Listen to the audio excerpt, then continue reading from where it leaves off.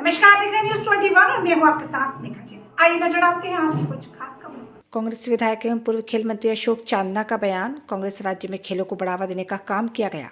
कांग्रेस राज्य में हमने ग्रामीण क्षेत्रों से प्रतिभाशालियों को बाहर निकलने का काम किया। हमने उन्हें खेलों की तरह बढ़ावा दिया। कांग्रेस ने ग्रामीण क्षेत्र के प्रतिभाशाली बच्चों को घर से बाहर निकालने का काम किया। ग्रामीण ओलंपिक में हर वर्ग में बढ़ चढ़कर हिस्सा लिया। बीजेपी के खेल मंत्री घोटाले की बात कर रहे हैं तो जांच करवा ले। खेल मंत्री दावा करे एक समय में भी आप जांच पूरी कर देंगे, नहीं तो मुझे जेल डाल देंगे, नहीं तो आप इस्तीफा दें। कांग्रेस ने किसी नेता के लिए कमी नहीं रखी है, जो जाना चाहेगा वह चला जाएगा। खेल मंत्री जो बता रहे हैं 126 करोड़ की जो बातें हो रही है उसको लेकर के आपका क्या कहना? देखिए, 2-3 बातें हुई। मैंने तब जवाब देना ठीक नहीं समझा जब ये बातें हुई, क्योंकि उस समय मेरे घर में कोई शोक का वातावरण चल रहा था। पहली बात तो पहले तो खेल मंत्री ये स्पष्ट कर लें कि 126 करोड़ की ही टी शर्ट खरीदी गई है कि नहीं। पहले तो वो अपनी नॉलेज ठीक दुरुस्त कर लें। दूसरा, राजस्थान के ग्रामीण ओलंपिक की वजह से प्रदेश के तत्कालीन मुख्यमंत्री जी का हिट राजस्थान फिट राजस्थान का जो सपना था, 58.5 लाख लोग खेल के मैदान पर उतरे और उसमें से 24.5 लाख हमारी बहनें और माताएं थी। मैंने अनेकों बार प्रेस कॉन्फ्रेंस में ये कहा कि ये कोई ओलंपिक्स में मेडल लेने के लिए नहीं हो रहा है। ये खेलों का वातावरण फिर से पैदा हो। गांव-गांव में, छोटे छोटे गांव में लोग अपने घरों से निकलें। लॉकडाउन की वजह से, मोबाइल में ज़्यादा इंगेज हो जाने की वजह से उनकी हेल्थ ख़राब हो रही है। वो घरों से निकले और फिर से खेल के मैदान पर उनको रुचि पैदा हो, उसके लिए ही आयोजन हो रहा है हिट राजस्थान और फिट राजस्थान।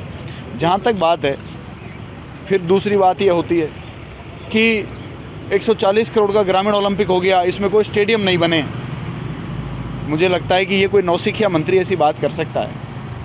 आयोजन का पैसा निर्माण में कैसे लग सकता है और निर्माण का पैसा आयोजन में कैसे लग सकता है? तो मुख्यमंत्री जी की बजट घोषणा था कि ग्रामीण ओलंपिक के आयोजन में 140 करोड़ रुपए लगाएंगे। खुले सदन में सबको कहा। तो आयोजन का पैसा निर्माण में, स्टेडियम के निर्माण में कैसे लग सकता है? और जो स्टेडियम के निर्माण के लिए पैसा होता है, निर्माण के हेड का जो पैसा होता है, वो आयोजन में नहीं लग सकता।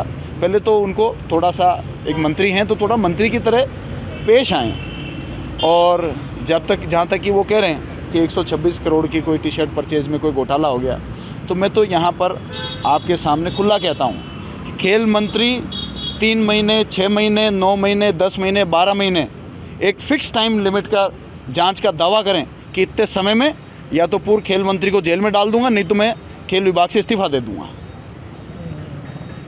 आपको लगता है ऐसा क्यों बोला उन्होंने? इस तरह के आरोप मैं कह रहा हूँ मैं उनको चैलेंज कर रहा हूँ कि ये स्टेटमेंट दे मीडिया में आकर कि 6 महीने, 9 महीने, 12 महीने में मैं जांच पूरी करूँगा और या तो मैं पूर्व खेल मंत्री को जेल में डाल दूंगा, नहीं तो मैं खेल मंत्रालय से इस्तीफा दे दूंगा। वो दावा करें। थोती बातें करने से, किसी के पूर्व कार्यकाल के ऊपर लांछन फेंकने से उनके कार्यकाल में कोई उपलब्धि नहीं होगी। मैं चाहता हूं कि वो जिस प्रकार से पिछले 5 साल में कांग्रेस पार्टी के राज में सामान्य मुख्यमंत्री जी के नेतृत्व में खेल विभाग कहां से कहां पहुंचा, उसको वहां से आगे ले जाने की बात करें, ना कि थोते आरोप और थोती बातें करके जो मोटिव है उससे भटकें। उससे कोई ज़रूरत नहीं है। और है तो आई चैलेंज हिम कि वो मीडिया में आए और दावा करें कि 6 महीना या 12 महीने में ऐसा कुछ करके दिखाएंगे। मालवीय जी छोड़ के जा रहे हैं कांग्रेस, क्या कहेंगे? अभी तक तो सुनी सुनाई खबरें हैं, अब कुछ ऐसा हो जाएगा। अब वो तो बहुत सीनियर लीडर रहे हैं हमारे और आज भी हैं, अभी तक तो हैं, जब तक कि ऐसा कुछ पुष्टि नहीं हो जाती है। मैं समझता हूँ कांग्रेस ने 2 बार कैबिनेट मंत्री बनाया, अनेकों बार MP का टिकट भी दिया, MLAs का टिकट भी दिया। तो कांग्रेस पार्टी ने तो कभी कोई किसी के लिए कमी रखी नहीं। बाकी तो उनके ऊपर, इतने सीनियर लीडर के ऊपर मैं क्या बोल सकता हूँ। जिला प्रमुख उनके घर से कई अनेकों बार बने, मेंबर पार्लियामेंट अनेकों बार लड़े रहे भी सही, MLAs कम से कम 4-5 बार लड़े रहे भी सही, कि 2 बार राज आया उनके रहते हुए, कैबिनेट मंत्री दोनों बार बनाया।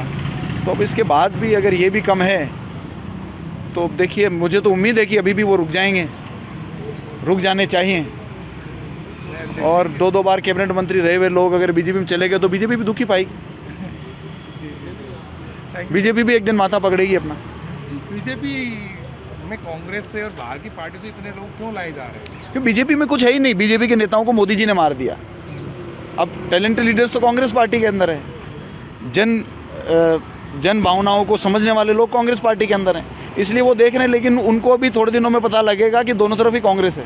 वो जिस स्पीड से कांग्रेस नेताओं को ले रहे हैं, तो दोनों कांग्रेस विचारधारा ही पूरे देश में सभी पार्टियों में हो जाने वाली है। भारतीय जनता पार्टी की विचारधारा खत्म हो जाने वाली है। ईडी का दबाव देकर तो नहीं करे इसको। अब ईडी का दबाव और जेल का दबाव, देखिए राजनीति में कई दबाव और कई खतरे होते हैं। मुझे लगता है कि जो भी व्यक्ति राजनीति में आए, उन खतरों को अगर ले जाने की उसकी हिम्मत है तो ही राजनीति में रहे, नहीं तो बढ़िया अपने नौकरी करो, बढ़िया अपने बीवी बच्चे पालो, क्या दिक्कत है? क्यों फालतू में लोगों की बातों को उठाने की बात करते हैं? लोगों का नेता अपने आप को कहते हैं, तो नेता तो आज़ादी के पहले भी जेलों में रहते थे और आज़ादी के बाद भी अगर नेता है तो जेल तो जाना ही पड़ेगा। Thank you.